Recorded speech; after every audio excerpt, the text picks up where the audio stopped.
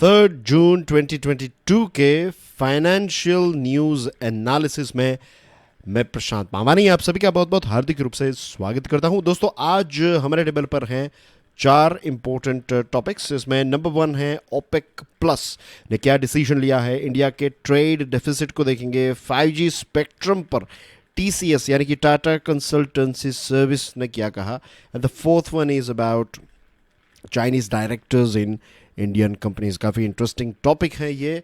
Let's crack on, let's move on. आगे बढ़े उससे पहले डिफरेंस प्लीज़ मेक श्योर कि आप इस लेक्चर को दूसरे लोगों के साथ शेयर ज़रूर करें।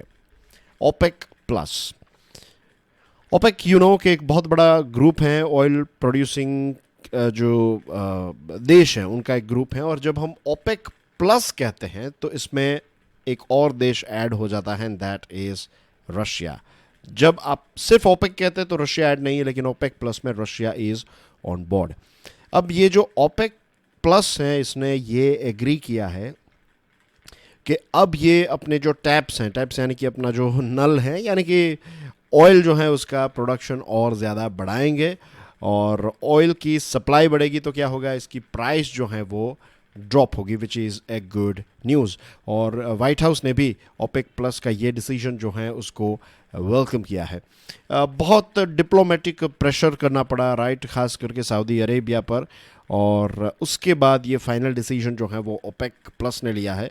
और इसकी वजह से सप्लाई बढ़ेगी तो प्राइस जो है वो डाउन होगी, तो भारत के लिए भी ये एक अच्छी बात है। लेकिन सप्लाई जो है it's not going to be that big, it's not going to be that drastic.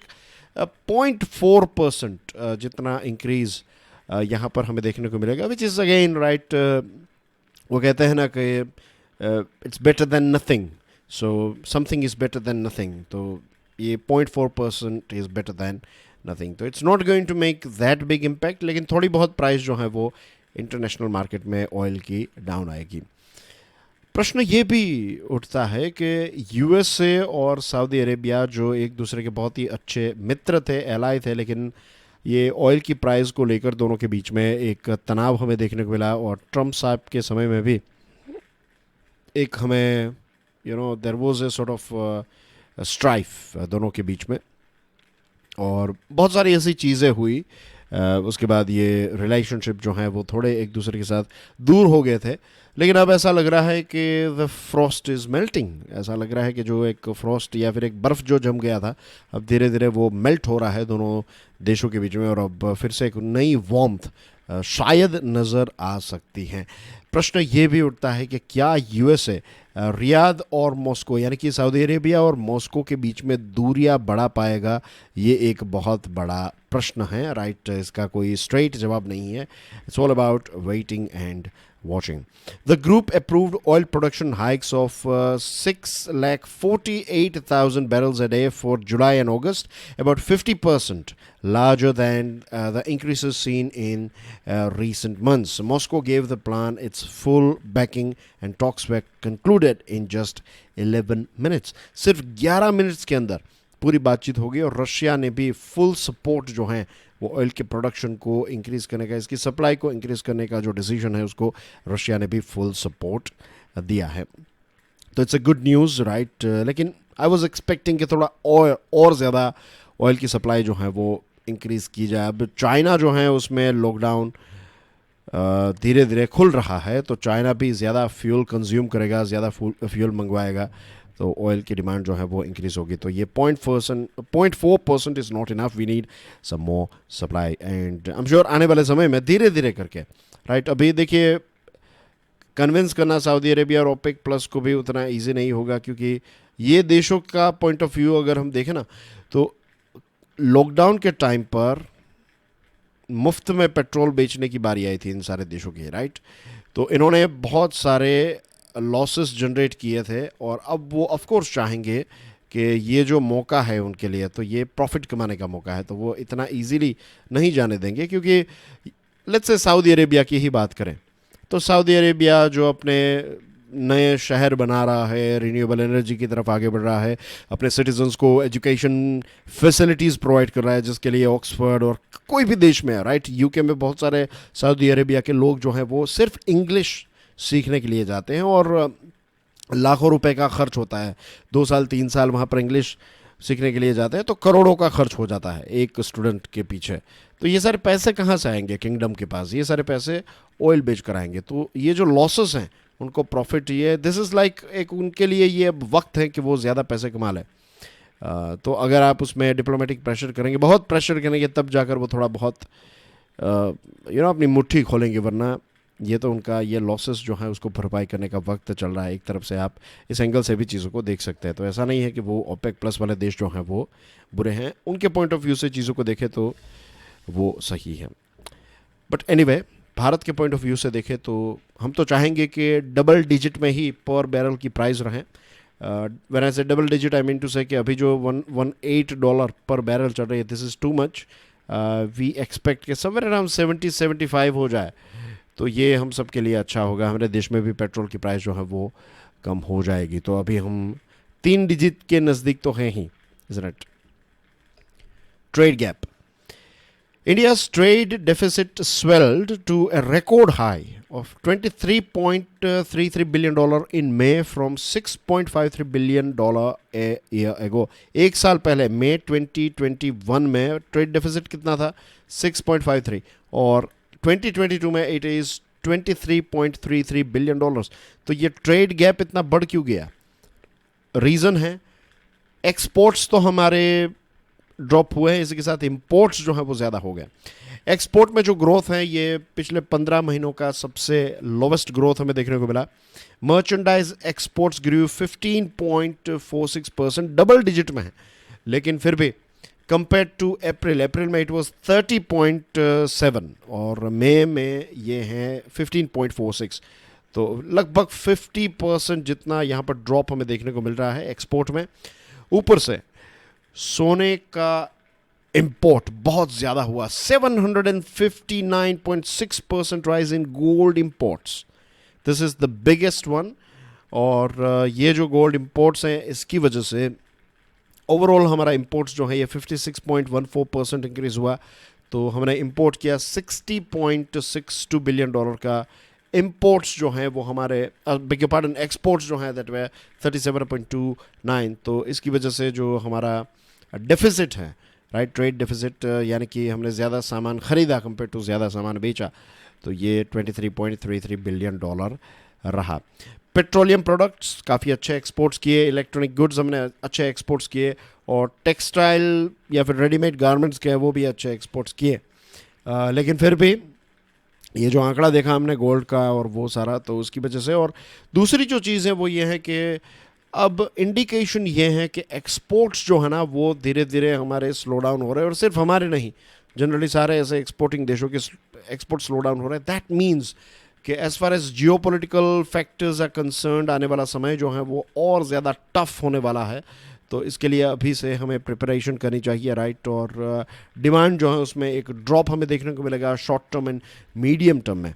और ट्रेड डेफिसिट जितना बढ़ता है ना तो उतना ही हमारा INR इंडियन रुपीस जो हैं उसकी वैल्यू भी उतनी ही ज़्यादा ड्रॉप होती है। तो trade deficit is not good for us, trade surplus is definitely good for Indian rupee, trade deficit is not good for Indian rupee. ये एक चीज़ आप समझ लीजिए, ठीक है।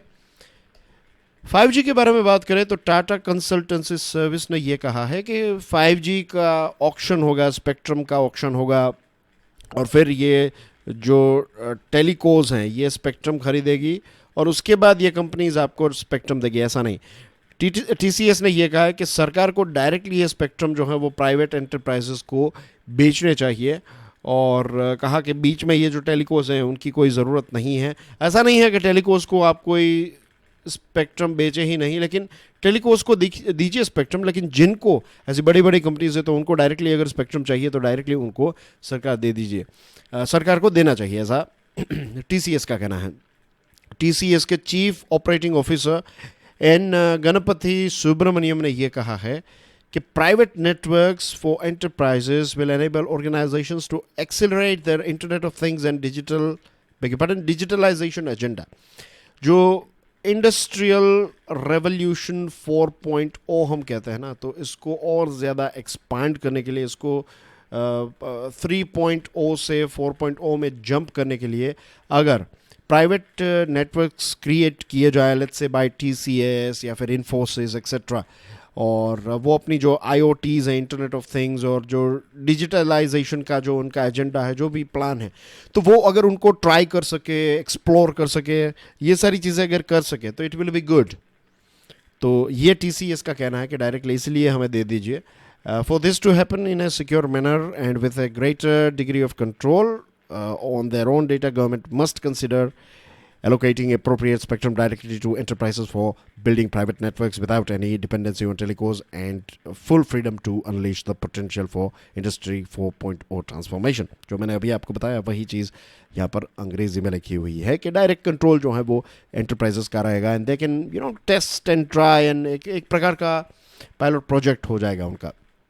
सुब्रमण्यम स्वामी ने यह भी कहा कि Germany, Finland, UK, USA, France, Sweden, South Korea, Hong Kong, सारे के सारे डेवलप देश, राइट, मलेशिया, ऑस्ट्रेलिया, चेक रिपब्लिक, जापान, ताइवान, फ्रांस, ये सारे देश ऐसे हैं जिन्होंने जो मिड बैंड हैं 3.3 to 3.67 gigahertz and 28 gigahertz millimetre wave जो हैं, ये बैंड्स उन्होंने प्राइवेट नेटवर्क्स को दिए हैं। तो यही चीज़ जो है वो भारत को भी करनी चाहिए। If bandwidth is allocated directly, enterprises can choose the service or system integrators to build applications on the 5G technologies of private networks। अगर ये डायरेक्टली एलोकेट किए जाए तो जो कंपनीज है ना, वो अपने हिसाब से सिस्टम्स जो हैं उनको तैयार करेगी, और जो एक्स्ट्रा अगर उनके पास बैंडविड्थ रहेगी तो फिर ये एक्स्ट्रा स्पेक्ट्रम जो है वो किसी और एंटरप्राइजेस को भी ये कंपनीज जो है वो दे पाएगी।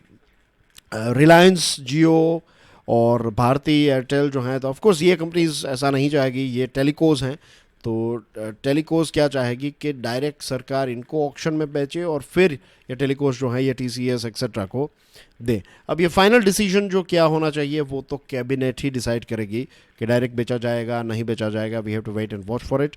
इन्फोसिस जो हमारे देश की second largest software developing company है, तो इसका भी यही मानना है कि प्राइवेट नेटवर्क्स क्रिएट करने के लिए डायरेक्टली ये स्पेक्ट्रम जो है वो सरकार को एंटरप्राइजेस को देने चाहिए विदाउट ऑक्शन। और अगस्त सितंबर के टाइम में सरकार जो है वो 5G को रोल आउट करना चाहती हैं। तो ये चीज़ें थोड़ी और ज़्यादा स्पीड अप हो सकती हैं अगर ये टीसीएस, इन्फोसिस एक्सेट्रा को प्राइवेट डायरेक्टली ये जो स्पेक्ट्रम है वो दिए जाए तो। But let's wait for the cabinet का फाइनल डिसीजन। कैबिनेट क्या सोचती है, we have to wait and watch. Chinese directors, दोस्तों आपको याद होगा कि चाइना की कंपनीज जो है ना, जो लॉकडाउन के टाइम पर क्या कर रही थी, उनके पास पैसे थे, तो it is called OT. OT यानी कि opportunistic take over. What is opportunistic take over? बहुत ही सिंपल शब्दों में अगर कहूँ, मान लीजिए कोई बिजनेस कर रहा है और फॉर वट एवर रीज़न उसको बिजनेस में लॉसेस होने लगे, तो कोई इन्वेस्टर आएगा और कहेगा कि भैया अगर आपको अपनी दुकान या फिर जो फैक्ट्री है वो बेचनी है तो मैं आपको आपकी वो कंपनी जो है वो ख़रीद लूँगा क्योंकि वो लॉस मेकिंग है। लेकिन मुझे पता है कि अगर मैं उसको आदलत से 50 लाख रुपए में ख़रीदूँ तो मेरे लिए फ़ायदे का सौदा ही है। कुछ समय के बाद ये चीज़ें बैक टू नॉर्मल हो जाएगी और फिर वो 50 लाख जो हैं उसी कंपनी को वो मैं आराम से किसी को 1 करोड़ में बेच पाऊँगा। तो ये ऐसी अपॉर्चुनिस्टिक टेक ओवर हमारे कंपनीज़ की ना हो लॉकडाउन के समय में, इसलिए सरकार ने एक नियम बनाया। और ऊपर से ये जो एलआईसी का इश्यू चल रहा है तो इसकी वजह से भी ये सरकार ने नियम बनाया, भारत सरकार ने, कि कोई कंपनी जो है वो हमारे देश में पैसे इन्वेस्ट नहीं कर सकती हैं, राइट। अगर ये जो अप्रैल 2022 में ये रेस्ट्रिक्शंस लाया गया था कि कोई अगर कंपनी फॉरेन इन्वेस्टमेंट करना चाहती हैं और अगर ये कंपनी जो हैं ये हमारे नेबरिंग कंट्रीज़, अगर ये हमारे देश के साथ एक land boundary let's say share कर रहे हैं, for example China, Pakistan etcetera, तो इनको होम मिनिस्ट्री का अप्रूवल लेना पड़ेगा, उसके बाद ही ये इन्वेस्टमेंट हो पाएगा, आगे बढ़ पाएगा। तो प्रॉपर चेकअप होगा कि ये अपॉर्चुनिस्टिक टेक ओवर तो नहीं हो रहा है ना। तो अब 1 जून को सरकार ने 1 जून 2022 को, अभी कुछ दिनों पहले, 2 दिन पहले ही गवर्नमेंट ने एक नया नोटिफिकेशन इश्यू किया और वो ये है कि अगर कोई व्यक्ति चाइनीज़ नेशनल है या फिर हांगकांग का नेशनल है, तो उनको अगर आप डायरेक्टर के तौर पर ऑन बोर्ड ले रहे हैं तो फिर आपको होम मिनिस्ट्री का सिक्योरिटी क्लियरेंस चाहिए, उसके बिना आप ये चीज़ नहीं कर सकते, राइट। तो ये एक नया नियम जो है वो सरकार ने निकाला है। प्रश्न उठता है क्यों? उसके पीछे बहुत सिंपल रीज़न है। क्या हुआ कि ये जो सरकार ने लैंड बाउंड्री वाला डिसीजन लिया ना, ताकि अपॉर्चुनिस्टिक टेक ओवर ना हो पाए, सस्ते में हमारी कंपनी को ना ख़रीद लें, तो इसलिए ये कंपनीज़ क्या करने लगी, चाइनीज़ कंपनीज़, वो यूएसए या फिर केमन आइलैंड्स वाया ये सारे कुछ अलग देश जो हैं वाया यूएस या फिर यूके का जो केमन आइलैंड है, वहाँ से पैसे भारत में रोक दे इन्वेस्ट हियर, हमारे देश में वो पैसे इन्वेस्ट किए जाते हैं। और फिर वो क्या करते हैं कि कंपनी जो है वो यूएसए या फिर केमन आइलैंड की बन जाती है, लेकिन फिर वो बाद में एक सीनियर चाइनीज़ एग्जीक्यूटिव को टॉप पर बिठा देते हैं। तो भले ही वो पैसे डायरेक्टली चाइना से ना आ रहे हों, ये होम मिनिस्ट्री को बाईपास कर देता है और फिर चाइनीज़ नेशनल आकर यहाँ पर बैठ जाता है, तो ये चाइनीज़ कंपनी हो गई ना। तो इस प्रकार से रूल्स को बाईपास कर रहे थे, तो इस चीज़ को रोकने के लिए सरकार ने यह डिसीजन लिया। और इससे आप ये भी इमेजिन कर सकते हैं कि चाइना और इंडिया के बीच में जो ईज़ ऑफ डूइंग बिजनेस है वो कितना डिफ़िकल्ट हो गया बिकॉज ऑफ दिस LAC का issue. I am sure Chinese company, China में भी हमारी जो इंडियन कंपनीज हैं उनके साथ इतना ही प्रेशर टैक्टिक्स और ये सारी चीज़ें वो भी यूज़ करते होंगे on our companies and of course our business people. And that's everything in today's discussion dear friends. Thank you very much for watching this video. इस वीडियो को दूसरे लोगों के साथ शेयर करना मत भूलिएगा। And I will see you soon. Till then enjoy your studies. God bless you all. जय हिंद।